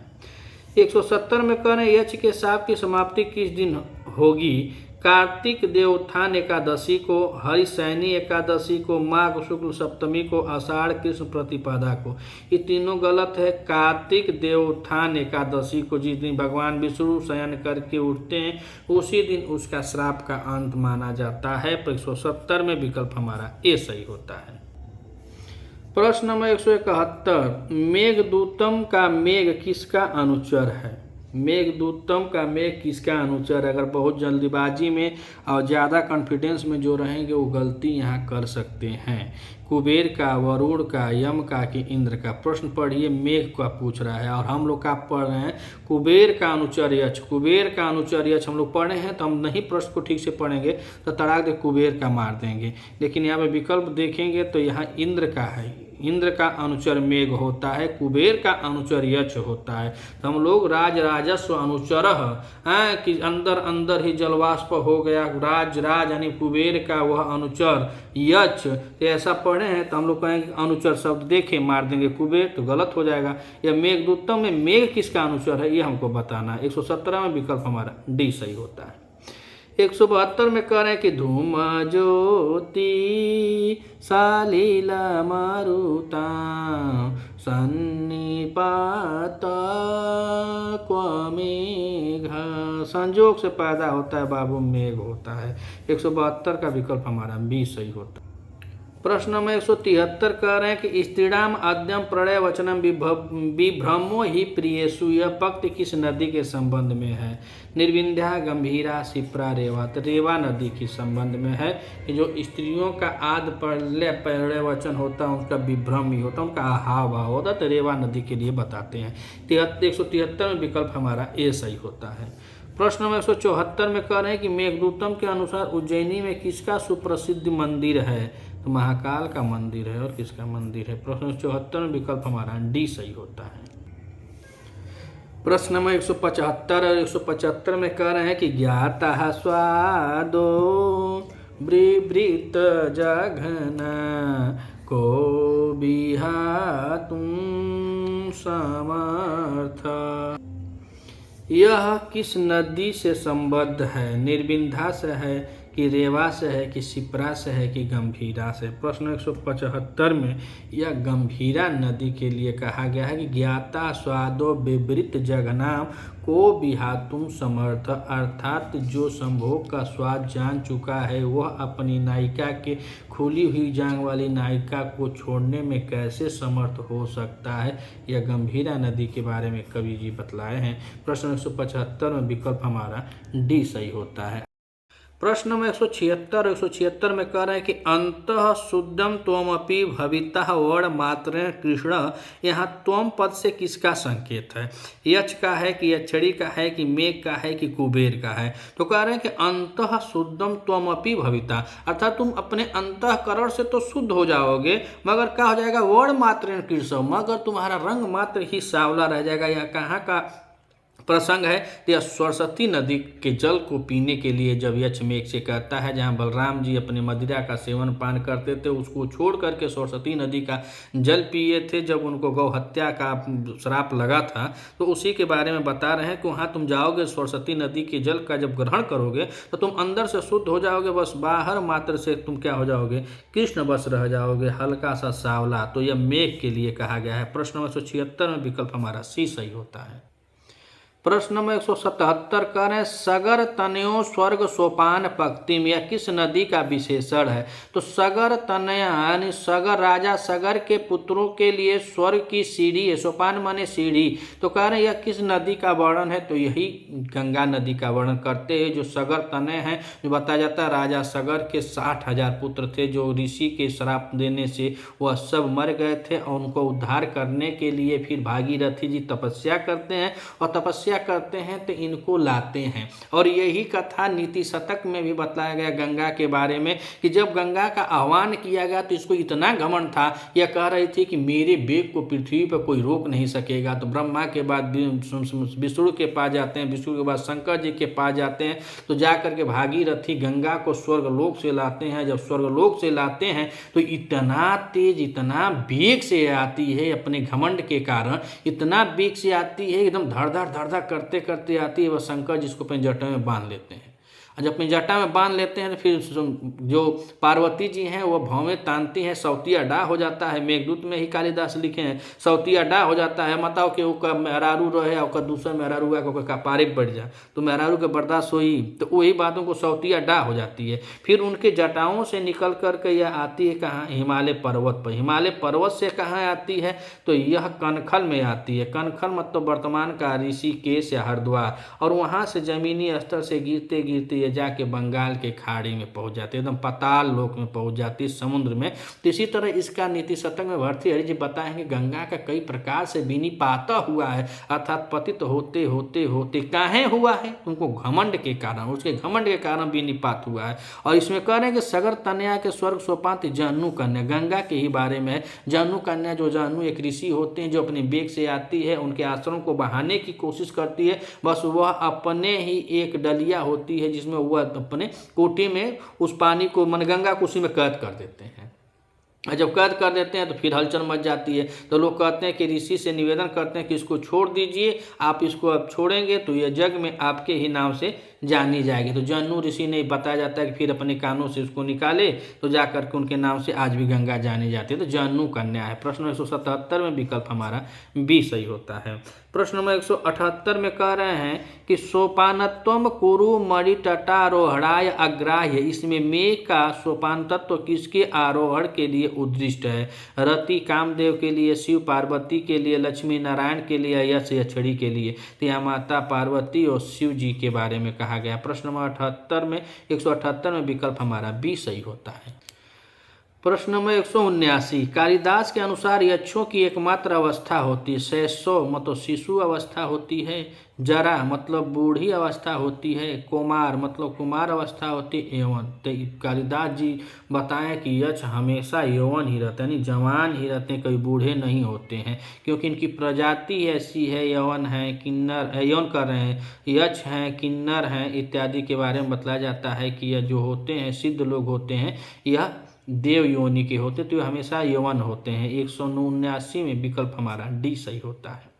प्रश्न नंबर 180 में कह रहे हैं कि अत्रोन्मत्त भ्रमर मुखरा पादपा नित्य पुष्पा, यहाँ यत्र पद से किस नगरी का संकेत है, उज्जैनी का, विदिशा का, अलका का या दस्तुर का। प्रश्न नंबर 180 में देखा जाए तो यत्र उन्मत्त भ्रमर मुखरा पादपा नित्य पुष्पा अलकापुरी का वर्ण है। प्रश्न नंबर 180 में विकल्प हमारा सी सही होता है।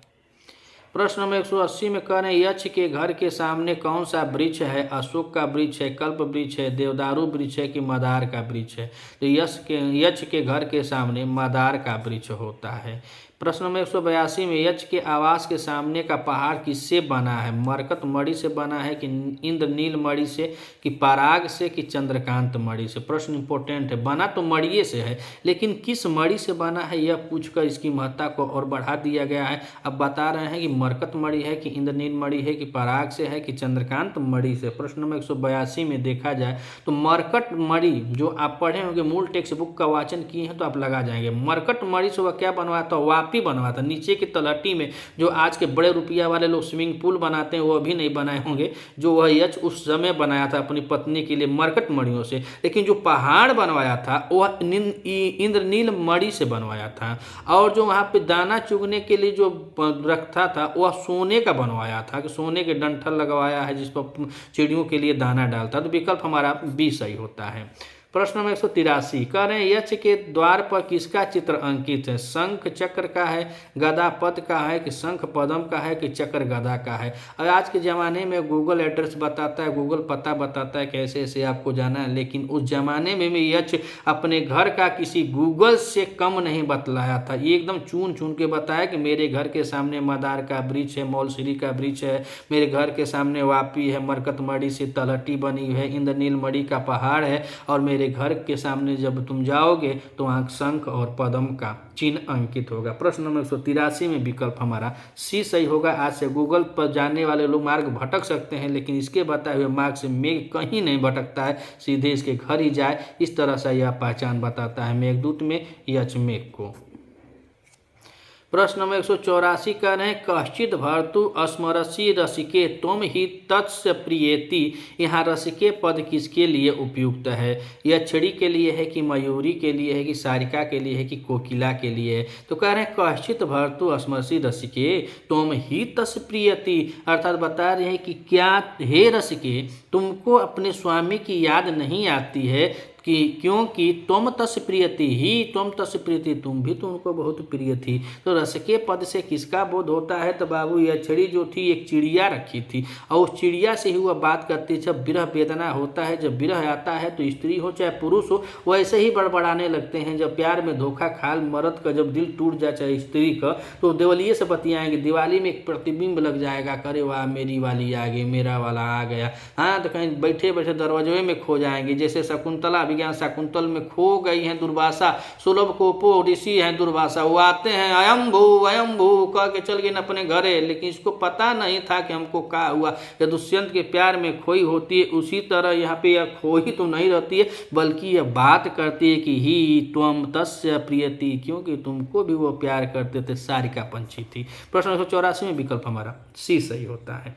प्रश्न नंबर 185 में कह रहे हैं कि भूयो भूयः स्वयं अपतिका भूयो भूयः स्वयं पीकृतः मूर्छा न विस्मंती। यह पंक्ति किस वाद्य यंत्र से संबंध है? बीड़ा से है कि पखावत से है कि दुदुम्भी से है कि वासुरी से है? भूयो भूयः स्वयं पीकृता मूर्छना विस्मंती, यह पंक्ति किस वाद्य यंत्र से है? बहुत इंपॉर्टेंट प्रश्न है, किस वाद्य यंत्र से है? तो यहाँ पे यह बीड़ा हो जाएगा। प्रश्न नंबर 185 में विकल्प हमारा ए सही होता है, बीड़ा है। प्रश्न नंबर 186 कह रहे हैं यक्षों का निवास स्थान है, रामगिरी है कि हिमालय है कि अलका है कि उज्जैनी है? तो उज्जैनी में महाकाल का वर्णन है, और इतना सुंदर वर्णन उज्जैनी का करते हैं कि सभी लोग जानते हैं कि महाकवि कालिदास जी यहीं के निवासी थे। हिमालय वर्णन कहता है कि जहाँ हिमालय की गोद में सरकी हुई दुपट्टा वाली प्रेमिका का वर्णन करते हुए अलका का वर्णन आता है, वहाँ हिमालय पर्वत का वर्णन है।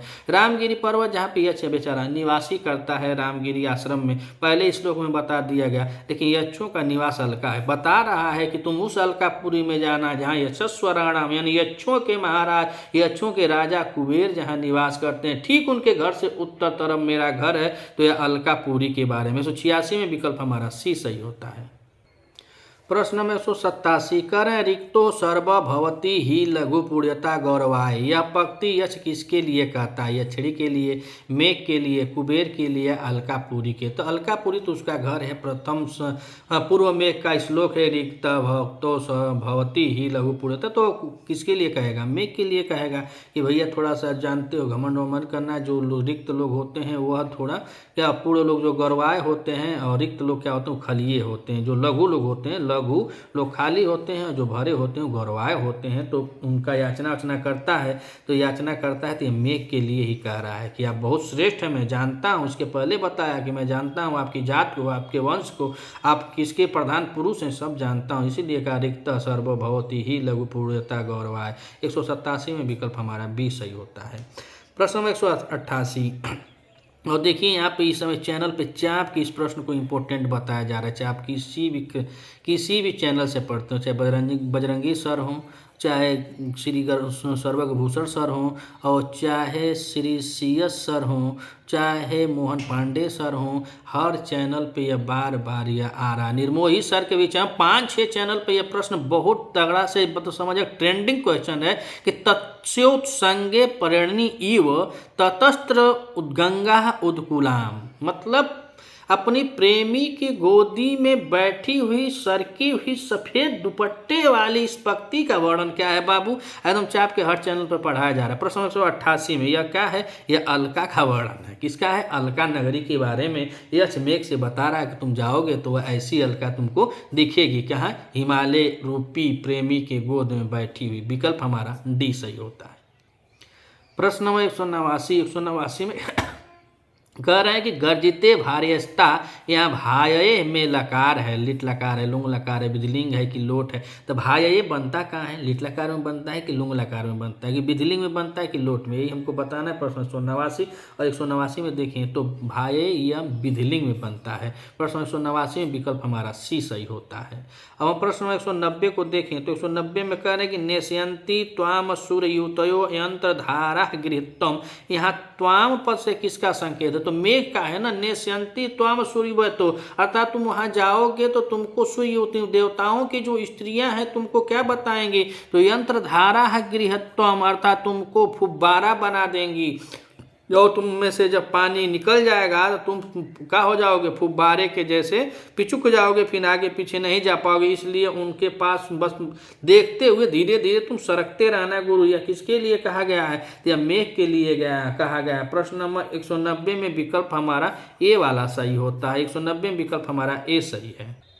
प्रश्न नंबर 91 कह रहे हैं कैलाश की चोटी पर जब मेघ पहुंचेगा तो कैलाश पर्वत की शोभा किसकी तरह हो जाएगी, कृष्ण की तरह, बलराम की तरह, नारद की तरह, कि काले मेघ के जैसे। तो यहाँ पे बता रहा है कि तुम थोड़ा कलुआ कलुआ हो और कैलाश पर्वत एकदम स्वच्छ साफ एकदम बर्फ के जैसे है। और जब तुम वहाँ पहुँचोगे तो तुम्हारा जब मेल होगा उसके ऊपर और तुम उसके समकक्ष आओगे तो उसके प्रकाश में तुम्हारी शोभा कैसी होगी, तो यहाँ पे बतलाया गया है कि तुम बलराम के जैसे दिखोगे। अब काले सावले नहीं रहोगे, जैसे भगवान बलराम जी जो कृष्ण भगवान के अग्रज भाई हैं वह अपने गले पर अपने कंधे पर नीले पट्टे को डाले रखकर शोभायमान होते हैं, वैसे ही तुम भी नीले पट्टे की तरह शोभायमान होगे। काला रंग हट जाएगा, कहाँ है, कहाँ कि कैलाश पर्वत इतना स्वच्छ साफ उज्जवल है कि उसमें अब नीला रंग तुमको ऐसा होता है, मेघ वैसे भी नीला दिखाई भी देता है, तो कह रहे तुम नीले रंग का हो जाओगे तो ऐसा शोभा होगी जैसे भगवान बलराम की बढ़ जाती है। प्रश्न नंबर 191 में विकल्प हमारा बी सही है। प्रश्न नंबर 192 करें प्रलयादि का अर्थ क्या है, प्रलयादि का अर्थ क्या है, कैलाश है, हिमालय है, तो किस पर्वत पर गया है, बस वही हमको पकड़ लेना है। तो हिमालय पर्वत पर गया है। पार्ले आदि का है, प्राले आद्री अर्थात तो बर्फ का हिमालय हो जाएगा। तो यहाँ पे हिमालय है, ये है बर्फ का है, कैलाश और बिंद अमरकूट नहीं होगा, हिमालय पर्वत। 92 का बी विकल्प सही है। प्रश्न नंबर 193 मोघी का तुम अपर गा का हम लोग बताएंगे तो गड़बड़ा जाएगा, पेपर नजदीक है। चटुल सफरो उदर्तन प्रेचितानी, यहाँ सफर पद प्रयुक्त है, सफेदी के लिए है, सुंदरता के लिए है, यह छड़ी के लिए है कि मछली के लिए है, तो यह सफर मछली है। और सफर मछली है और किस नदी की मछली है जो अपने आँखों से देख रही है, तो आप जानते हो तो कमेंट करके बता सकेंगे कि सफर मछली का वर्णन किस नदी में आया है। तो वह नदी अपने सफर रूपी नेत्रों के, सफर मछली नेत्रों के द्वारा अपने प्रेमी मेघ को मोहित करती है, तो यह मछली है। वास्तव में इसका जो उत्तर है वह मछली हो जाएगा। और किस नदी में यह है तो आप कमेंट करके बताइएगा, ये आप लोगों के लिए छोड़ दे रहे हैं। प्रश्न 193 में विकल्प हमारा डी सही होता है। प्रश्न नंबर 94 कह रहे हैं कि माँ सम भूर्वी क्लवास्ता, विकलवास्ता, माँ सम भूर्वी क्लवास्ता, यहाँ माम सम पद में लकार है, लट लकार है, लुंग लकार है, लिट लकार है कि लंग लकार है। प्रश्न 194 और 194 में देखा जाए तो यहाँ पे लुंग लकार है। प्रश्न नंबर 94 का विकल्प हमारा बी सही होता है। प्रश्न नंबर 195 करें पूर्ण्यम याया स्त्री भुवन गुरो धाम चंडीरेश्वर, यहाँ याया पद में प्रकृत प्रत्यय है। या धातु में विधिलिंग मध्यम पुरुष एक वचन, ईड लोट लगा मध्यम पुरुष बहुवचन, या ईड तो इसे कट जाएगा, या है तो या है तो लोट लगा ना होगा, विधिलिंग में होगा, या विधिलिंग मध्यम पुरुष एक वचन। 95 का विकल्प हमारा ए सही है। प्रश्न नंबर 196 करें दर्शिता आवर्त नाभे, अपनी नाभि को दिखाएगी, कौन दिखाएगी, तो दर्शिता जो नदी का वर्णन है, तो करें दर्शिता आवर्त नाभे, पद में विभक्ति है, पंचमी है, षष्ठी है, द्वितीया है कि चतुर्थी है, इसमें कौन सी विभक्ति हो, तो आवर्त नाभे, दर्शिता आवर्त नाभे। प्रश्न नंबर 196 तो पंचमी में होता तो आवर्तनात् होता, द्वितीय में हो द्वितीय विभक्ति होती तो आवर्तनाम होता, चतुर्थी होती तो आवर्तनाय होता, और यहाँ पे का है आवर्तनाभे हो, यानी षष्ठी विभक्ति हो। प्रश्न 196 विकल्प हमारा बी सही है। प्रश्न नंबर 197 करें, रास्ता टेढ़ा होने के बाद भी यक्ष मेघ को उत्तर की ओर ले जाकर किसका दर्शन कराना चाहता है? स्कंद का, उज्जैनी का, गंभीरा का या निर्विंधा का? तो रास्ता वक्र पंथा, यद्यपि थोड़ा सा मार्ग टेढ़ा होगा, लेकिन गुरु तुम उज्जैनी घूम कर जाना। उज्जैनी में जब जाना, जहाँ जाना, जिस समय जाना, लेकिन महाकाल मंदिर में जाना। महाकाल मंदिर में भी बतलाया कि जब पहुँच जाना तो वहाँ संध्या बेला तक रुके रहना, और संध्या बेला में तुम नगाड़े का काम करना। भगवान शिव को तुम वह रक्त चर्म से लबालब ऐसे नृत्य को कराना, और जब तुम यह करा दोगे तो भवानिया माता पार्वती तुम पे प्रसन्न हो जाएगी, कहें कि खून खराबा भी नहीं हुआ और उनकी इच्छा भी पूरी हो गई। तो प्रश्न नंबर 97 में विकल्प हमारा बी सही होता है। प्रश्न नंबर 98 करें, प्रकृत कृपणा में समास है। प्रकृत कृपणा कामार्ता ही प्रकृत कृपणा चेतना चैतन्येषु, बहुत इंपॉर्टेंट पंक्ति है मेघदूत की, और प्रकृत कृपणा में तृतीय तत्पुरुष समास हो जाएगा, कहा कि कामार्त व्यक्ति ही प्रकृत रूप से बेचारे दीनहीन होते हैं। 198 में विकल्प हमारा ए सही है।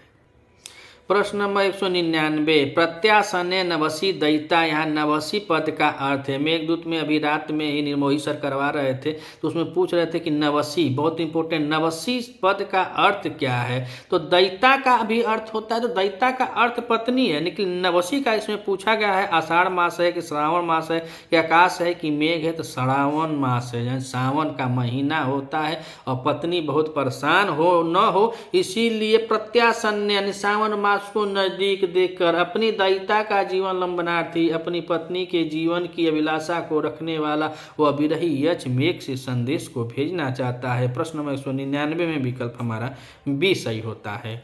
प्रश्न नंबर 200 में करें, अंतर्वाष्प चिरमनुचर, यहाँ अंतर्वाष्प पद में समास है। अंतर्वाष्प, अंतर ही अंतर, गीला हो गया, षष्ठी तत्पुरुष समास, कर्मधारे बहुब्रीहि है कि अव्ययी भाव। तब बताए अंतर्वाष्प हुआ कौन गीला? तो यहाँ पर तो बहुब्रीहि समास होना चाहिए, और क्या है कि यहाँ पे अन्य पद प्रदान हो जाता है, तो बहुब्रीहि है कि अंतर्वाष्प चिरमनुचर। चिरमनुचर अनुचर था, किसका अनुचर था? तो कुबेर का अनुचर था, जो अंतर्वाष्प हो गया तो बहुब्रीहि समास हो जाएगा। 200 में विकल्प सी सही है। 201, मल्लिनाथ रामगिरी पर्वत को कहाँ मानते हैं? रामगढ़ मध्य भारत में, रामटेक रामपुर में, चित्रकूट या हिमालय पर्वत के पास? तो हिमालय पर्वत के पास नहीं मानते हैं, थोड़ा बड़ा दूरी रहा होगा, तो यह चित्रकूट के लमसम मानते हैं। कहाँ? चित्रकूट में। आज भी चित्रकूट में जो कुर्थी चित्रकूट है तो वह उत्तर प्रदेश में है, जो चित्रकूट है तो मध्य प्रदेश में है, तो बहुत अंतर नहीं है। यूपी का 96 नंबर जिला वहीं का, यूपी जिला नंबर 96 चित्रकूट का है, और वहाँ के लोकल भाषा में लोग कहते हैं कुर्थी चित्रकूट है, और यह चित्रकूट अगला पार्ट जो है वह एमपी में पड़ जाता है, तो यहीं पे मानते पहाड़ी एरिया है। तो मल्लिनाथ ने रामगिरी पर्वत को कहाँ माना है? तो चित्रकूट में माना है। 201 का विकल्प हमारा सी सही होता है।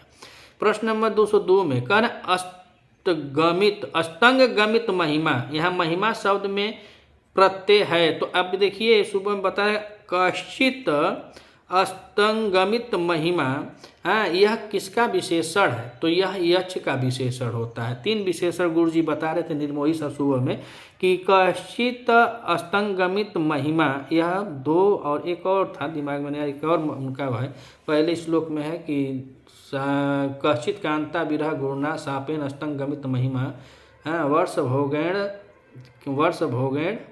तो जो यक्ष था वह क्या 1 वर्ष के लिए उसको स्वामी ने श्राप दे दिया था। तो 2-3 विशेषण है पहले श्लोक से, तो ये अष्टंगमित महिमा का विशेषण है, तो यह यक्ष का विशेषण है। महिमा में आप सभी जानते हैं कि इसमें कौन सा प्रत्यय लगाता है, तो 202 में विकल्प देखा जाए तो 202 में ए वाला सही होता है। महत में इमनिच प्रत्यय लगता है, तब शब्द बनता है महिमा। 202 में विकल्प हमारा ए सही होता है। अब 203 में करें कि राज राजा पद में समास होगा। चतुर्थी तत्पुरुष की बहुब्रीहि की, तृतीय तत्पुरुष की, षष्ठी तत्पुरुष। 203 में देखा जाए तो जैसे राग पुरुष बनता है कि राजा का पुरुष है, उसी तरह यह राज भी हो जाएगा, यानी षष्ठी तत्पुरुष हो जाएगा। प्रश्न नंबर 203 में विकल्प हमारा डी सही होता है। प्रश्न नंबर 204, कनक वलय भ्रंश रिक्त प्रकोष्ठ, यह पद किसका विशेषण है? स यक्ष का है कि कुबेर का है कि मेघ का है कि उपयुक्त सभी का है?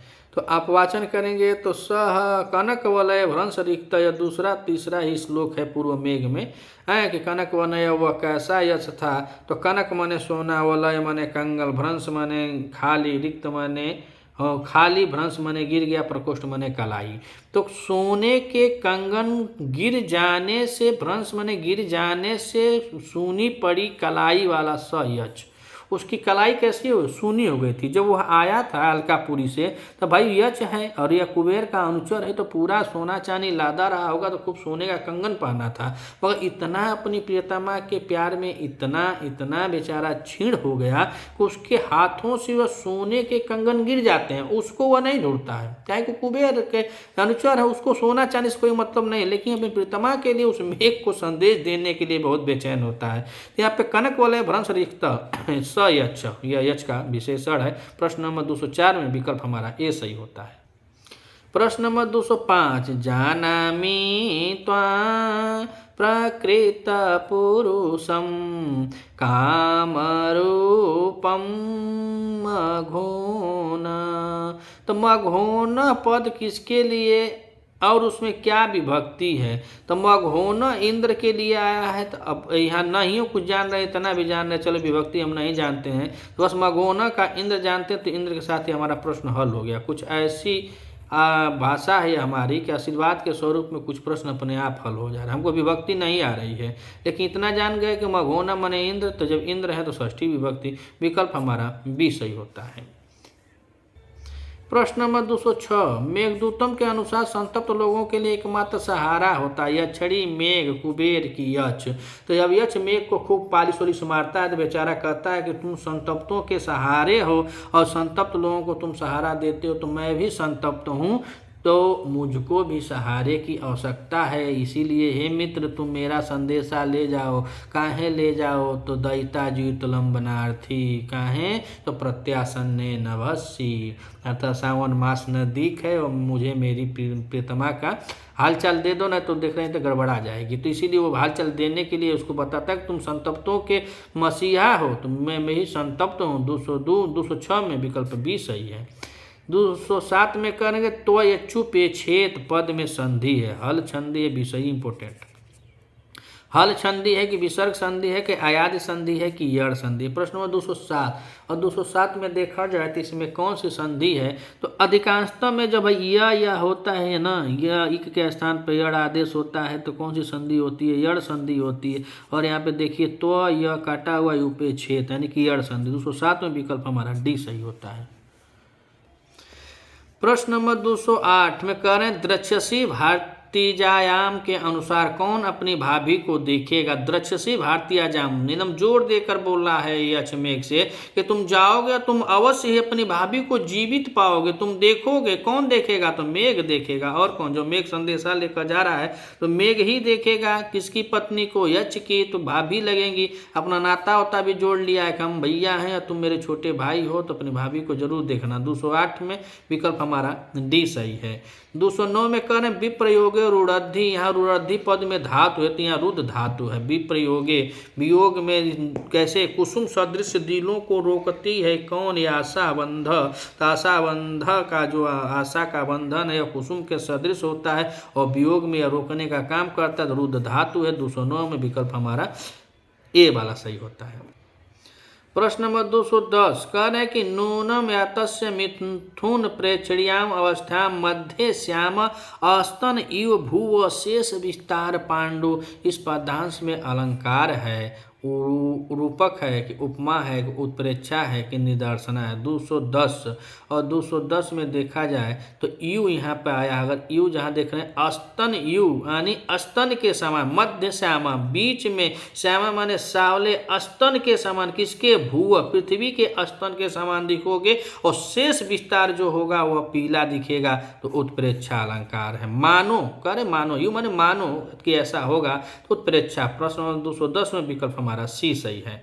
211 में कह रहे हैं कि तन्वी श्यामा शिखरी दसना है पक्त बिंबा हरोष्टी, यहाँ अलंकार है।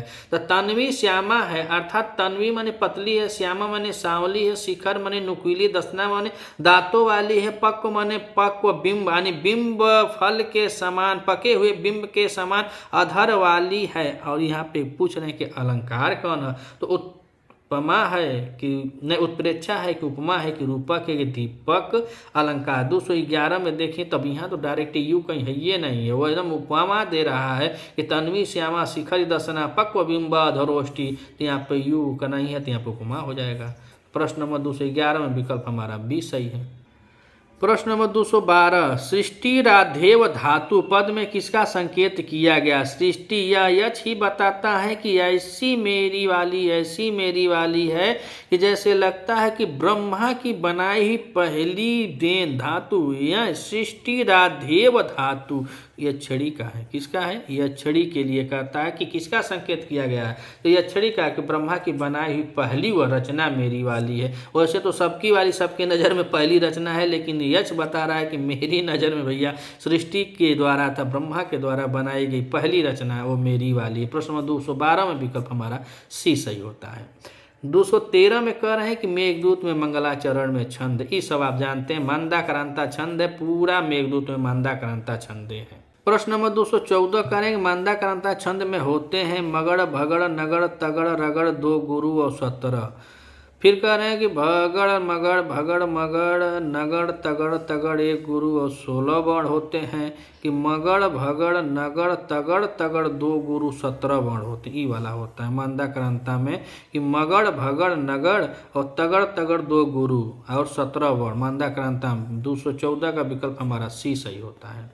हम 215 में देखें तो कह रहे हैं मेघदूत की व्याख्या की जा सकती है। मेघ एवं दूत, मेघदूतम अधिकृत कृतम काव्यम मेघदूतम, मेघदूत अस्मिन काव्ये तत् मेघदूतम, केवल पहला सही है या ए और बी दोनों सही हैं। प्रश्न 215 में देखें तो मेघ एवं दूत, मेघदूत मेघम अधिकृत कृतम काव्य मेघदूत सही है, मेघदूत यस्मिन काव्य तत् या ए और बी दोनों सही हो जाएगा, दोनों से व्याख्या की जा सकती है। 15 में विकल्प हमारा डी सही है।